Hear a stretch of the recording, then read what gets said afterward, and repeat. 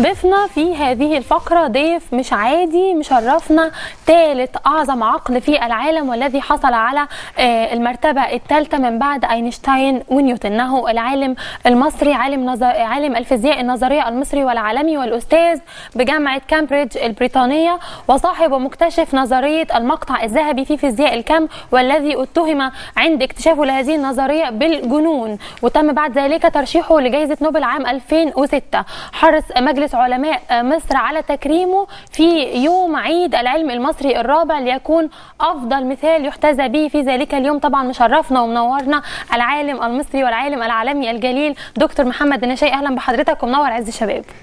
والله النور من نوركم. وبعد المقدمه دي لازم اطلع اجري قبل ما اسمي تنزل. ليه بس يعني حضرتك مشرفنا النهارده في عز الشباب، ويعني وحضرتك عز الشباب طبعا. لا حضرتك عز الشباب طبعا. فيعني عايزين ناخد دفعه من حضرتك كده للشباب اللي بيتفرجوا علينا كلنا، اللي هو في جزء كبير منهم ممكن يكون محبط او متضايق، ونبتدي نتكلم بقى عن بدايه حضرتك، تحكيها للشباب كده من النشأة خالص لحد ما وصلت النوبل. عده حاجات. اولا ده اول برنامج انا كنت اتمنى ان اظهر فيه. ده شرف لينا لانكم دمكم خفيف جدا، ربنا يخليك، لطاف، بتدوني شعور ان الدنيا تستاهل انها تتعاش. هو الخليط ده ما بين يمكن العواجيز زي يعني النهارده البرنامج ده بقى ما تسموهوش عز الشباب، ده اسمه عوده الشيخ الى الصباح. لكن النقطه انا بعمل العكس لرونالد ريجن. رونالد ريجن كان عجوز جدا لما بقى رئيس جمهوريه، كان عنده 80 سنه ولا حاجه زي كده، فقولوا له ازاي انت شكلك بيبقى شاب؟ قال بعين كل اللي حواليا عجاز اكتر مني، بحيث انا عايز واحد عجوز يقعد جنبي دلوقتي. الحقوني يعني. لكن انتوا اعترفتوا بعده حاجات، كنتوا مش شاطرين في الفيزياء. انا ما كنتش بطيء المدرسه، مش بس ده المدرسه نفسها كانت بتعكنني. وبمجرد ما يبقى في منهج وحاجه لازم اعملها ما اعملهاش. ما احب ما اطيقش حكايه امتحان واذاكر الامتحان وبتاع. في عيال كده الشطار لهاليب يا غرابي، يعني مراتي لهلوبه تحفظ اي حاجه وتطلع تقوم من السرير تذاكر. لكن انا الحقيقه ما احبش، انا لاعبي جدا، عشان كده برنامجكم منظره لعب كده فحبيته. اوعوا تكونوا ناويين تشتغلوا هنا بجد وبتاع وحاجات زي كده، ارجوكم يعني. لكن فانا الحقيقه يعني الحاجه الوحيده تميز عنها عن اي حد الحقيقه، يعني ما اكون انا في سن 70 دلوقتي اقدر اقول اللي انا عايزه يعني. دكتور يمكن يعني الحقيقه اموت في الحب، اموت في حاجه اسمها حب. الحياه من غير حب ملهاش اي طعم. احب نظريه لازم ابقى اشطر واحد فيها، احب مشروع لازم اتفوق فيه، احب انسان يبقى هشيله فوق عينيا وفوق راسي. وبعدين كمان مش هوائي، يعني انا حبي للابد. فالحقيقه من سوء حظي ابويا الله يرحمه كان بيحبني قوي فعملني مهندس، وكنت بكسب الحقيقه ملايين. يعني مصلحه الضرائب هنا ما فيش. لكن حبيت الطبيعه النظريه بقى، ونظريات اينشتاين وفرانكشتاين وكل الكلام الفارغ ده اللي ما منوش اي فايده لمصر على فكره، عشان بس اكون صادق. ده كارثه لو انا بقيت المثل الاعلى لشباب مصر. يعني واخد بالك؟ كارثه بالنسبه للاقتصاد المصري. اشمعنى طيب؟ لان انت لازم تعمل الشيء اللي يفيدك في بلد تاخرت جدا، تاخرت عما هي تستحق ان تكون. مش تاخرت، في بلاد كتير متاخره لانها متاخره، لكن انت بتتكلم على دوله اكتر دوله كانت متقدمه في العالم، مش ايام الفراعنه بس، ايام محمد علي باشا. بالعكس، الحاجات اللي ما تعرفهاش، احنا كنا متقدمين في العلوم الذريه ايام جمال عبد الناصر. احنا كنا سابقين الارجنتين بمراحل، اللي بعد كده بقى رحنا اشترينا منها مفاعل. فالحقيقه يعني اختصار الموضوع، حبي لمصر هو اللي بيدفعني ان انا اعمل حاجات عمليه. حبي للطبيعه النظريه والافكار الفلسفيه، وان انا اساسا كان نفسي اكون فنان، اكون رسام، ملحن. الحقيقه ما احبش الحاجات اللي فيها هندسه خرسانه وحديد ومش عارف ايه وزلط، حاجات يعني مش حلوه قوي يعني. لكن طبعا النهايه حلوه لما اشوف مبنى جميل. لكن الرجل لابد ان يقبل الوضع. احنا في عصر يحتاج للرجال، تمام، مش للحالمين.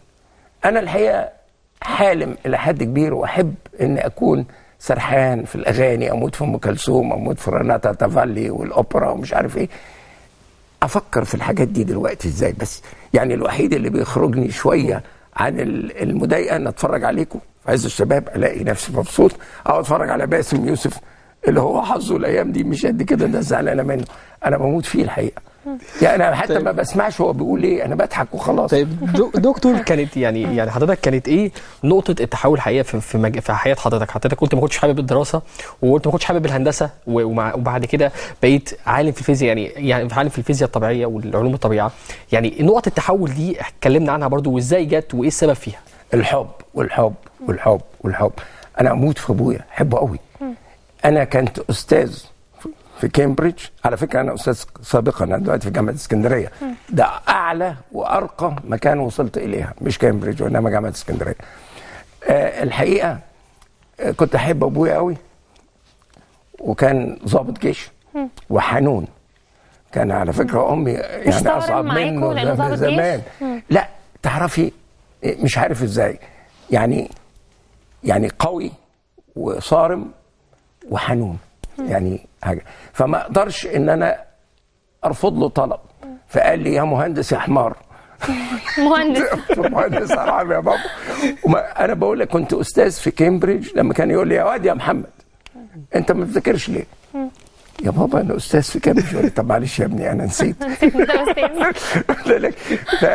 الحقيقه قطعت والدي، والحمد لله ان قطعت والدي، لان كان زماني، لان انا الطبيعه النظريه تقريبا بصرف عليها من جيبي، يعني بدفع فلوس عشان اشتغل، لكن كل فلوسي من الهندسه ومن اعمالي الحقيقه، الاعمال الانشائيه والاعمال الاداريه اللي قمت بيها، خصوصا في منطقه الخليج وفي وطني الثاني اللي هو المملكه العربيه السعوديه. طب دكتور اتكلمنا عنها، يعني فترة يمكن الهندسة المعمارية مع حضرتك وتصميم شوارع أو كباري أو حاجات معمارية خدت من عمر حضرتك 3 سنين، عايزين نتكلم عنها الفترة دي. الدراسة خدت مني 3 سنين، لكن أنا اشتغلت مدة طويلة جدا. أنا ما تحولتش إلى الطبيعة النظرية كهواية عشان إيه أعمل ريتايرمنت، عشان إيه يعني أتحلل معاش بقى ومزاج، دي طلع فيها شغل للصبح. وبعدين ايه العائد المادي ده؟ ايه ده كلام فارغ خالص يعني. انا بنعمل مشروع بيقول لك جائزه نوبل، جائزه نوبل كل حكايه 1.5 مليون دولار، ده انا اخربهم في سنه. فيعني المشروع عندنا احنا في الهندسه تكسب لك 200 مليون دولار 300 حاجات محترمه. كل المتفرجين علينا طلاب الهندسه المعماريه جالهم حاله من التفاؤل الغير طبيعيه دلوقتي، وبقيه الناس الثانيه بيحسدوكم. فعلا انا كمان كان حظي كويس جدا، انا جيت لمصر وكمان السعوديه والخليج في لحظه انفجار اقتصادي. فكان ايه قسم الهندسه المدنيه كل شويه ياخدوا واحد مننا من قسم الهندسه في السعوديه، كان اسمها جامعه الرياض، وبعدين بقت فيما بعد بانشاء جامعه الملك سعود. كل يوم ياخدوا مننا واحد يبقى وزير، ويبقى وزير ما تبقاش انا وانا مش سعودي، فهيعملوا ايه؟ لازم يعملوني وزير من غير الجنسيه. فاعتقد يعني ان احنا كنا في عصر بناء بناء بناء. وانت طبعا لما بتروح الخليج بتشوف الكميه، فاستفدنا الحقيقه من الحكايه دي. طبعا دلوقتي في مرحله تانية، الكونكريت والخرسانة والكلام ده مش ده البناء. البناء دلوقتي فعلا واللي نجحت فيه المملكة واللي احنا ان شاء الله هننجح فيه تحت الوضع الحالي مؤخرا جدا بناء عقل الإنسان. شوف الصين الشعبية دي حاجة أرجوك يعني تتذكروها دايما، كانت دولة عظمى في تاريخها عبر آلاف السنين 3 مرات، لكن بعد ما كانت دولة عظمى وإنتاجها قد العالم تقريبا كله نزل التاني للحضيض. المرة دي هي طالعة لأنها تبقى دولة عظمى، دي يمكن 3 مرة، مش هتنزل تاني. وعايز أسألكم ليه؟ تفتكروا ليه؟ يعني هي في المرات اللي فاتت نزلت، لكن المرة دي ما عادتش هتنزل. حضرتك قول لنا ليه؟ أقول لك ليه. لأن المرات الأولانية كان موجودة على جيو بوليتيكال سيتويشن، يعني الموقع، طريق الحرير، اكتشفوا ان الانجليز والاوروبيين بيموتوا في الشاي، فميزان المدفوعات خرب لانهم بيشتروا منهم شاي، ما هو جاي تشاي دي كلمه صيني. المره دي لا، قوه الصين جايه من تعدادها المتعلم، فقرها كان من تعدادها الغير متعلم. دلوقتي قوتها اللي لا يمكن هذا. لما كان انا اللي رباني شخص الماني، لان كان في مشاكل فرحت المانيا، ابويا بعتني لاصدقائه المان، فكان يعني شبه والدي الثاني كان رجل الماني اسمه لودفيج من اللي اتسجنوا في الاتحاد السوفيتي، هو كان في الجيش الالماني. فكان يقول لي ايه، محمد بالالماني طبعا بس انا هتجاوب، محمد هم اعدائنا قدروا يكسروا كل البيوت. لانهم كانوا فعلا، كان في واحد اسمه بومبا هاريس انجليزي بيضرب بيت بيت، يحط كده خريطه الهامبورج والبيت ده والبيت ده على كل بيت قنبله. شوف التوحش يعني في الحرب بتوع الاوروبيين، يعني الاوروبيين اللي هم يحبوا الديمقراطيه والانسانيه ومش عارف ايه. لكن ما قدروش يبوظوا مخنا. وكم سنه، اديني كم سنه وهنبقى اغنى دوله في العالم، واللي قالوا فعلا بقى المانيا طلعت تاني. يعني كسرت المانيا. انت لو رحتي بلاد في المانيا مثل ده، انا كنت موجود وقتها، ما تتخيليش مدينه كلها غير موجوده. يعني اول ما تبصي على المدينه كده، المدينه دي مش موجوده. بس هم نهضوا نهضه طبعا غير لكن طبيعية. النهضه لان ما قدروش يكسروا مخهم. التعليم ما حدش يقدر يسرقه منك. والدي كان دايما يقول لنا كده، اوعوا تعتمدوا على فلوس جدكم، مش فلوس هو جدك. اذا ما تعلمتوش، اولا كان متصور ان العالم كله هتسود الشيوعيه وانتوا هتشتغلوا في الشوارع كناسين. لازم تعلموا بتاع ظابط يعني. يمكن انا في بدايه المقدمه قلت صاحب ومكتشف نظريه المقطع الذهبي في فيزياء الكم، واللي حضرتك لما اكتشفتها الناس او اتهموك بالجنون. عايزين نعرف ازاي حضرتك وصلت لمرحله تكتشف نظريه، واكتشفتها ازاي يعني، وليه الناس اتهمتك بالجنون؟ والله لو سألتي مراتي هتقول لك لا، هم معهم حق. لكن الحقيقة المقطع الذهبي نفسه من حاجات مهمة جدا، وكان أول وجودها موجودة في تصميمات الأهرامات. يعني قدماء المصريين هم اللي عملوها، بس أنا ما كنتش عارف كده على فكرة. ده عبارة عن تنسيق جمالي. ايه اللي يخلي الجمال يدخل في اساسيات العلم؟ ده بالعكس، ده التصور كان دايما ان الفن مين يعرفه الا اللي عاش في سماء، وان العلم ده حاجه تانية، ان ده مقاييس ومش عارف ايه. الفن يعني تقدري تقولي ان الدنيا مقسومه الى نوعين، الفنانين والعلماء. العلماء دول بيقيسوا وبيعملوا اختبارات ويعملوا معادلات، والفنانين دول يعني ما تعرفيش بالظبط هم بيعملوا ايه. الحقيقة ده كان نظرة سطحية جدا. العلم هو لحظة تأمل، زيها زي الشعر، زيها زي علم الجمال. والمقطع الذهبي موجود في الدوكاتاز بتوع باخ، موجودة في سيمفونيات بتاع بيتهوفن، موجودة في البيانو بتاع بيلا بارتوك، موجودة الحقيقة في جميع الفنون. وابتدت في الأهرامات تنسقها على حاجة اسمها المقطع الذهبي. المقطع الذهبي هي نسبة مقدارها 0.08033398925. اقدر اعدها ما شاء الله. دي نسبة. بس ما اعرفش نمرة تليفوني على فكرة. لكن النسبة دي مش نص، لكن اكتر من نص شوية. 0.618 0.615 اقرب حاجة لها نعرفها المنتصف. اذا هي منطقة تشويق، لا هي في النص ولا هي مش في النص، في مكان معين له حاسة جمالية موجودة في تصميمات بتاعت موناليزا. ولو خدت إنسان جميل بمقاييس أي إنسان وحسبت نسب المراخير لطول طول الوش لطول الرقبة، هتلاقي إن المقطع الذهبي موجود في كل حاجة في جسم الإنسان. زي مثلا أفروديتي ولا أي حاجة من التماثيل المشهورة اليونانية أو الإغريقية أو الطليانية. وبداية خدوها من تنسيق الأهرامات. الأهرامات لما تاخدي الارتفاع على القاعدة، مش عارف على طول الضلع، كل دي تلاقيها مقاطع ذهبية أو مقطع ذهبي أس 2 يعني مضروب في نفسه، وهكذا. إن ألاقيها فجأة في الكوانتم ميكانيك نظرية الكم شيء غريب جدا. والغريب كمان الحقيقه مصادفات غريبه، يعني ما مش عايز اقرا فيها اكتر من قيمتها، ان انا مصري مصري 100% يعني. فغريبه ان القدماء المصريين ابتدوا كده، وابتدت بقى بجداد المصريين يكتشفوا ده في العلم، وكان شيء غير متوقع، لان احنا قلنا الجمال ده علم القيم زي علم الاخلاق. تمام. لكن المكن والمقاييس ده علم محايد في المؤتمر. اذا الموضوع مش بالبساطه دي. الدين ده حاجه مهمه لانه من علوم القيم. الاخلاق عشان كده ما تلاقي عالم اخلاقه يعني مش قد كده وما اكثرهم، لكن يبقى هو مش عالم بالمعنى اللي انتم متصورينه، ان هو خد العلم ككل.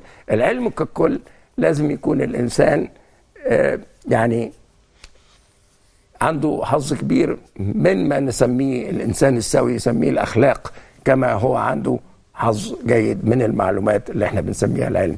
لكن الموضوع يظهر مربوط ببعضه بشكل كبير جدا، وكان صعب عليهم انهم يبلعوا الموضوع ده، الى ان حدث شيء غريب جدا، ان قاسوا طاقة الكون كلها وتوقعوا ان مقدارها زي ما هي موجودة في نظرية اينشتاين اللي هي بتقول الطاقة تساوي الكتلة في مربع سرعة الضوء.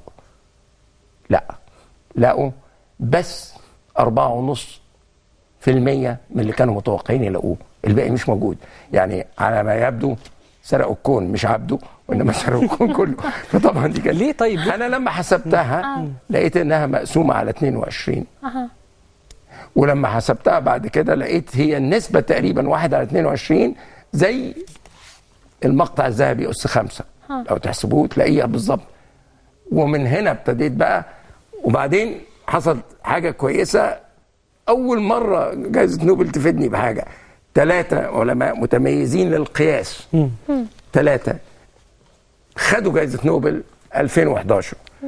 فلما اخذوا جائزه نوبل 2011 اصبحت قياساتهم بما لا يدعو شك صحيحه، بس مش فاهمين ليه. انا بقى شرحت ليه الحمد لله، وكان ده الطريقه ان انا ادخلت نظريه اينشتاين، وريت ان في ناقص ان هو كان يعرف بمعنى من المعاني. هنا مقطع الذهبي. حضرتك قلت على اينشتاين ان هو شخص عادي. ليه يعني الناس كلها شايفه اينشتاين عالم كبير؟ انا الحقيقه اعرف رياضيات قده 10 مرات، مش بس لفارق الوقت، لان انا شاطر جدا في الرياضيات. انا ما درستش رياضيات، هو كان خايب جدا في الرياضيات. اينشتاين كان شخص عادي لان انا شخص عادي، وان انا عمري ما قابلت واحد حايز على جائزه نوبل الا لما كان هو شخص عادي، والحقيقه اغلبهم كمان اقل من العادي حتتين. هو التركيز، هو الحياه الى حد كبير. الرجل الصحيح بدون شك محتاج له، بس في المكان الصحيح في الوقت الصحيح. يعني اينشتاين لو كان اتولد في ناميبيا ايام الابارتهايد ولقوا انه يهودي وبهدلوا ايمانه، وهو كان في انجلترا برضه بيبهدلوا ايمانه، ما كانش بس ناميبيا بقى ما كانش هيدوا له تذكره يقدر يسافر بيها ايه سويسرا اللي جنبه، من سويسرا يروح امريكا والامريكان يحتفوا بيه لان في يعني جاليه هو يهوديه وقتها كان الراجل الصح في المكان الصح. حظوظ الى حد كبير. بدون شك ان جمال عبد الناصر شخصيه فذه، قليل جدا، بس كم واحد جمال عبد الناصر ما راحش الكليه الحربيه، وكم واحد جمال عبد الناصر ما كانش موجود لما اتهزمنا الهزيمه المنكره في حرب فلسطين 48 وتحاصر مع والدي في الفلوجه. الحاجات دي بتكون انسان. انا متاكد وعايز اكملها، على الرغم ان يمكن اللي بيكلمك في ودنك ده هيقول لك سكت الدكتور لا لا يقول لك سكت خالص. شوف، انا يعني بخبي باستمرار ولعي وحبي اللي ملوش اول ولا اخر لعبد الفتاح السيسي، سياده الفريق الاول عبد الفتاح السيسي. بحبه حب فوق ما انا احب ان اقول، عشان احنا عارفين وانا راجل متعلم عيب التأليه وده والكلام ده كله، وده صح، مش قادر يعني انا ده ولا. لكن خلينا نكون دقيقين. هل ممكن عبد الفتاح السيسي يكون عبد الفتاح السيسي اللي انقذنا من غير ما في موقف محتاج انه ينقذنا؟ فهو كان الراجل الصح في الوقت الصح في اللحظه الصح. هل ممكن عبد الفتاح السيسي يكون عبد الفتاح السيسي من غير عظمه الجيش المصري، اعظم جيش على الارض، على الارض مش عشان ابويا ضابط، دي حقيقه، دور وارجوك. اخر حرب اهليه في مصر فيها جيشين اتحاربوا كان سنه كام؟ ايام الملك مينا. اخر حرب اهليه في امريكا كانت كام؟ 150 160 سنه كل حكايه، دبحوا في بعض في امريكا لما هروا بعض. اخر حرب في انجلترا ده اسكتلندا ضربوا. لا ده وانا قاعد في لندن بعمل الدكتوراه كان الايرلنديين عاملين يحطوا لنا قنابل في هايد بارك فيها كمان مسامير بتفرقع. اذا ما جاب العظمه بتاعت عبد الفتاح السيسي ان في حاجه عظيمه جدا اسمها جيش مصر، وفي حاجه اعظم من جيش مصر وهو مصر. حضرتك كمان كنت الدوره اللي فاتت الانتخابات الرئاسيه كنت مترشح للرئاسه، وكنت حابب انك تكون رئيس جمهوريه، لكن انت المره دي بتقول لا انا هرشح الفريق اول عبد الفتاح السيسي رئيسا للجمهوريه. انا هقول لك حاجه الحقيقه، انا كنت مش عايز ابقى رئيس جمهوريه المره اللي فاتت، انا كنت غلاسه عارفين جاي يغلس على اتنين. خليني اكون صريح، احنا في عز الشباب، خدوني على ان عيل صغير، ايه ما تاخدوش كل كلامي جد. عفوا يا دكتور. اتنين عايز اغلس عليهم لانهم فقعوني باللغه المصريه البلدي اللي هي ما يصحش ان عالم جليل يقولها، فقعوني الحقيقه. واحد انا اقدره كشخص الحقيقه لان يعني راجل مؤدب جدا، وهو الدكتور بردعي. انا اعرفه من زمان، انا لا يمكن كنت هسيبه يبقى رئيس جمهوريه، مستحيل. هروح اشد هدومه اسرح. ليه طيب؟ الشخص الثاني هو الدكتور احمد زويل، وطبعا مشاعري بالنسبه له بعد اللي عمله هم جامعه النيل مشاعر الحقيقه ما احبش اعبر عنها عشان افضل مؤدب. فالاثنين دول انا نازل اغلس عليهم. ليه؟ لانهم مستخبين ورا ايه؟ طرطور نوبل. انا طرطور نوبل ده ما يخوفنيش. للاسف مصر علميا وفي هذا المضمار لسه بتقول تاتا تاتا، دي كلمه فرعونيه على فكره، تاتا يعني يمشي، تاتا تاتا خط العتبه. فبيتاخدوا بالكلام ده ونفسهم يشوفوا ويفرحوا زي ما انا فرحت لما واحد ياخد جائزه نوبل. لكن خدعوك فقالوا وما اكثر الجرائم التي ترتكب باسمك ايتها الفول سيلينج، على فكره اللي هي السقف المسروق. طيب بيتغطى تحتيه حاجات. فانا نزلت. اما بقى دلوقتي احنا في لحظه وهقولها بمنتهى الصراحه اللي ممنوع الحقيقه انا اقولها، ويمكن سياده الفريق يزعل مني ان انا اقول كده. انا بترجاه انه يبقى رئيس جمهوريه، واذا ما كانش هيبقى رئيس جمهوريه هروح على مكان سكنه وافضل اصرخ ليل نهار لغايه من كتر ما هو يزهق مني يقبل. يعني مش هديله فرصه. اشمعنى الفريق عبد الفتاح السيسي؟ هقول لك كمان اشمعنى. ده اشمعنى واضحه جدا. عروستك اشمعنى؟ فين من تاريخنا من ايام جمال عبد الناصر حتى السادات، ده انا كنت مش طايق السادات اللي هو اذكى مني مليون مره كما اثبت. ليه؟ لان ازاي انت ما تستمرش في الحرب وبتاع. انا كنت تبع الشاذلي. ازاي؟ لانه هو ذكي وانا حمار. لان اسرائيل عندها 500 راس نووي، لانه راجل مسؤول. طب ما قلتلناش كده ليه؟ اقول لكم ازاي واخدكم بعد كده مش هتقدروا تحرروا حرب ابدا.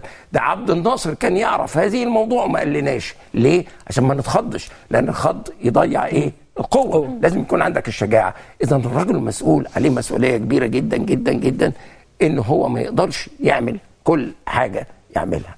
اذا من ايام جمال عبد الناصر عمرنا ما كنا متحدين على شخص. الاتحاد قوه. جيب العصيان زي ما كنا بناخد احنا اطفال صغيرين، بنجيب العصيان تحاول عصايه بعصايه تكسرها. ده العالم العربي عصايه وعصايه عمالين يقطموه. جم يقطموا مصر، مصر قطمتهم لان فيها جيش مصري، لان فيها 5000 سنه من الحضاره. اوعي تفتكر الفقر يقدر يقضي على الحضاره بهذه السهوله. عايزين هم 5000 سنه فقر عشان يقضوا على حضارتنا. لذلك عبد الفتاح السيسي جمعنا. انا المثقف وغلباوي جدا وما يعجبنيش العجب ولا الصيام في رجب، ولكن السيسي اللي يقوله حتى لو انا ليا راي مخالف اقول لحضرتك يا فندم، من كتر ما انا مستعد ان اتقبل حاجات كتير عشان الوحده الوطنيه. طيب حضرتك المسيحي يحب السيسي، الفقير يحب السيسي، ابن الزوات يحب السيسي. اللي ما بيحبوش السيسي انا في رايي انهم مرضى. طب حضرتك مش شايف انه في عشان كده هذا الاتحاد انا محتاج له. اضيع فرصتي ده هو هيطلع عينه لما يبقى رئيس جمهوريه، ده هو عايش دلوقتي عايشين كلنا مسؤوليه بنحبه. طبعا كبيره جدا، وما عندوش مسؤوليه الا المسؤوليه اللي اتعلمها، المسؤوليه الحربيه اللي هو يوجدها، وتفوق على الامريكان. هيدخل في قله ذوق وقله ادب وصحافه وطول لسان هو احنا حد نيجي من لساننا؟ ده جمال عبد الناصر وقع من طوله من كتر اللي عملناه فيه. يعني خليني بس اقول لك، بس خلصت معايا تقرير. الحقيقه ده السيسي ده نعمه جت لنا من السماء، ده انا لا يمكن افوتها من جيبي. I know what the good chance is. This is our chance to win. He's a winning card. انا اتقلبت كلنا بندعي ان ربنا يكتب خير لمصر. دكتور يعني في تقرير، ده لو ما جاش انا بقولها لك كمان هيبقى اشكال كبير جدا اكتر من المتفلسفين في التوك شو. هنكمل كلامنا الاشكال بس بعد كان في احتفاليه لعيد العلم تحت شعار احتفاليه عيد العلم اقيمت يعني في ندوه في جامعه عين شمس، كانت تحت اشراف الدكتور محمد النشاي. تعالوا نروح نشوف التقرير ونرجع تاني نكمل حديثنا الممتع مع الدكتور السنونة.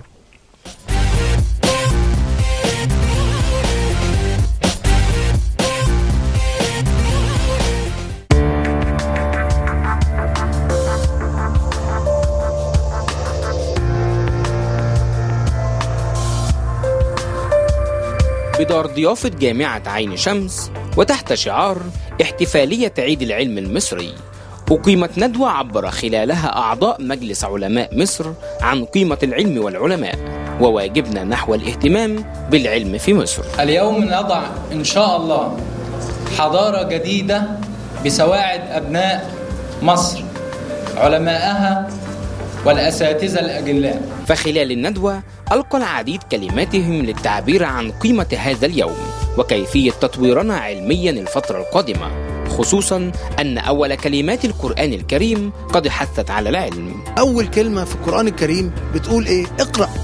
اقرأ يعني اتعلم، مش اقرأ يعني اقرأ كتاب. العلم مهم جدا، والعلماء احنا النهاردة بنشكر الباقة الجميلة المصرية اللي هي غزت العالم كله. هو الدولة والمجتمع بيتبني على ايه؟ على الإنسان. طالما ان انت بتنمي الإنسان تأكد ان الدولة هتتقدم والبلد هتتقدم والأمة العربية كلها هتتقدم. فالناس عملت مجهود جبار عشان تحيي هذا اليوم الجميل اللي المفروض كل يوم يكون موجود، مش يوم واحد في السنة. بشكل حقيقي على العلم في مصر.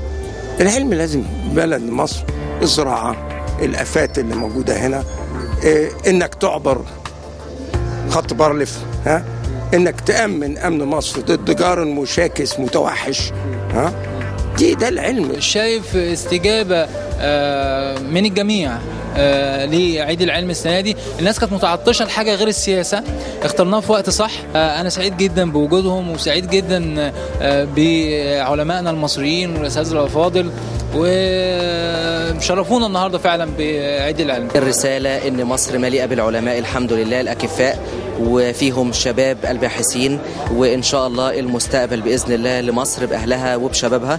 لأن إذا كان الشباب، بما إن حضرتك برنامج عز الشباب إذا كانوا هم نصف الحاضر فهم كل المستقبل إن شاء الله. وخلال الحفل تم تكريم عدد كبير من علماء مصر في مجالات مختلفة بين طب وأبحاث، وأيضا رجال شاركوا ببحثهم في حرب أكتوبر. العلم هو الطريق السليم لأي تقدم ولأي رقي.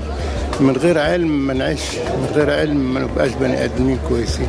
مصر مبنية على العلم من قديم الزمن.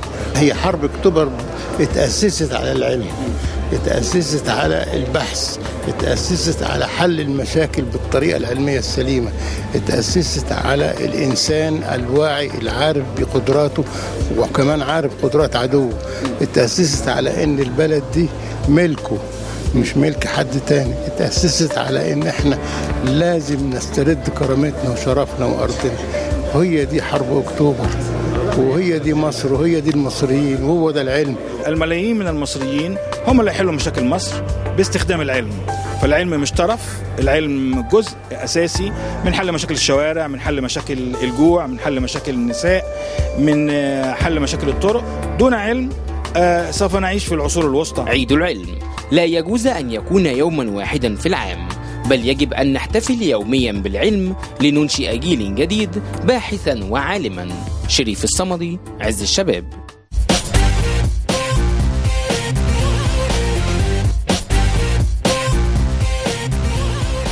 رجعنا لكم تاني بنكمل كلامنا وحديثنا المشوق مع دكتور محمد النشائي العالم المصري الجليل.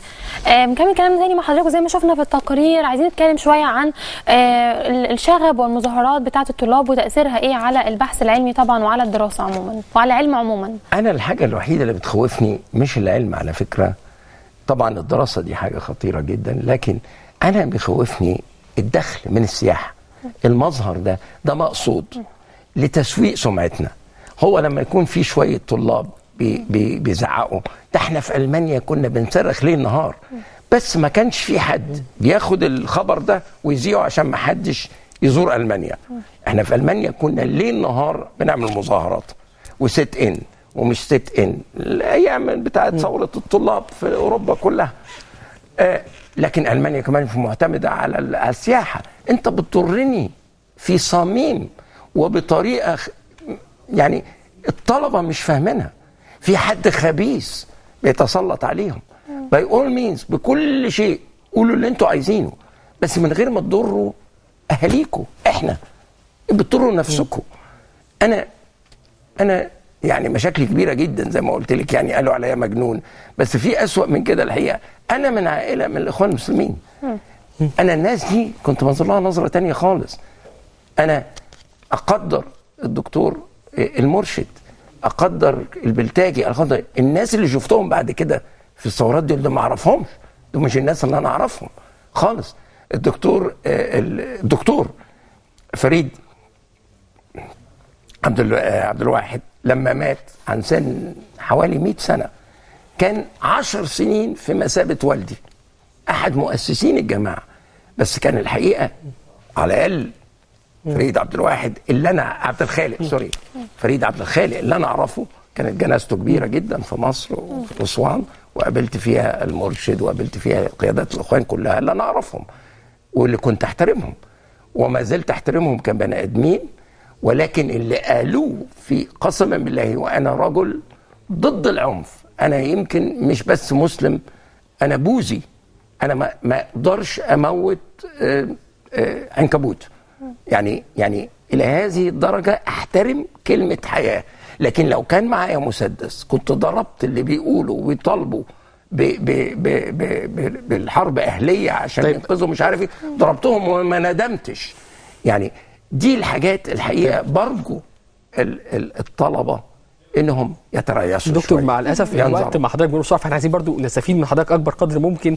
احنا دلوقتي عايزين نعرف حضرتك برضو الجامعات في مصر هل هي ماشيه في الجزء العلمي في المجال العلمي، هل هي ماشيه على الطريق الصح؟ ايه اللي ناقصنا عشان يبقى عندنا جامعه بتخرج طلاب على مستوى الجامعات بشكل طلاب يخرجوا يفيدوا مصر، طلاب يبقى عندنا نموذج لحضرتك يا دكتور، يعني نموذج تاني الدكتور محمد النشائي، نموذج واثنين وثلاثه واربعه. الجامعه لا، انا دي النقطه اللي والله يا فاروق مش تواضع مني ان انا عايز اقولها. بلاش انا اكون النموذج، بلاش انا عزيز صدقي هو النموذج، واخد بالك؟